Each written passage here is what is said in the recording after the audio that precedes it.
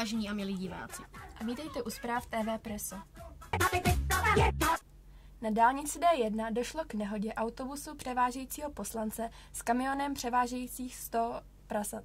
Při nehodě zemřelo přes 150 prasat. A máme pro vás žhavou novinku. Neznámí lupiči vykradli neznámou banku. Výše okradené částky je dosud neznámá. Více informací pro vás zjišťujeme. A nyní domácí zprávy. Přepadení. Vy jdete asi do režie, že? To jste tu špatně. Musíte vyjít ven a hned první odbočkou doleva. Naschledanou.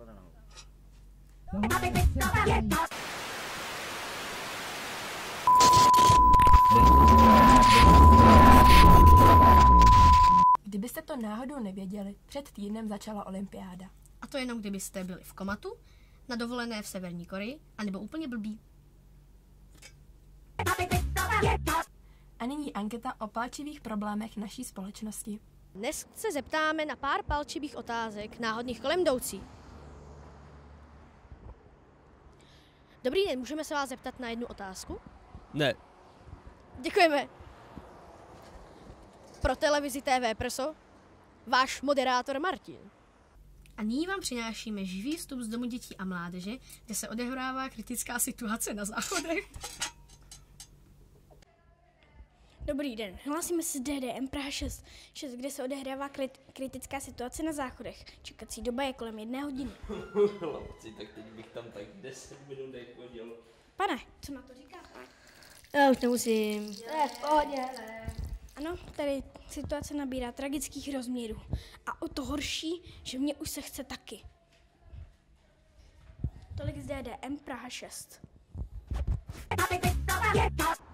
Dobrý den, vítejte u dnešní dopravní hlídky. Na pražském Blemc došlo k velké Blemc. Několik aut je totálně Blemc. Naštěstí nedošlo k žádným velkým Blemc na životech.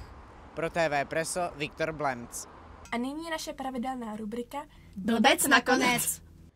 Právě se nacházíme na střeše TV Preso. A já bych chtěl strašně říct, že tady ten výhled, co vidíte, řepy tady krásné hřiště, tady škola, ano, a tady, protože prostě já už nevím, protože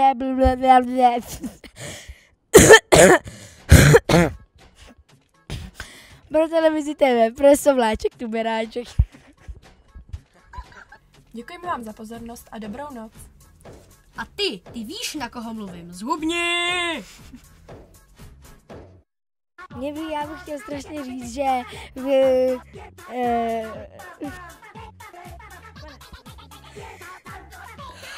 já už nemusím.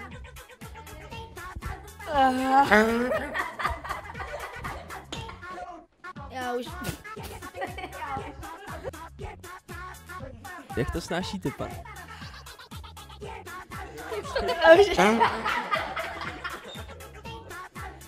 Hlásím se vám z DDM.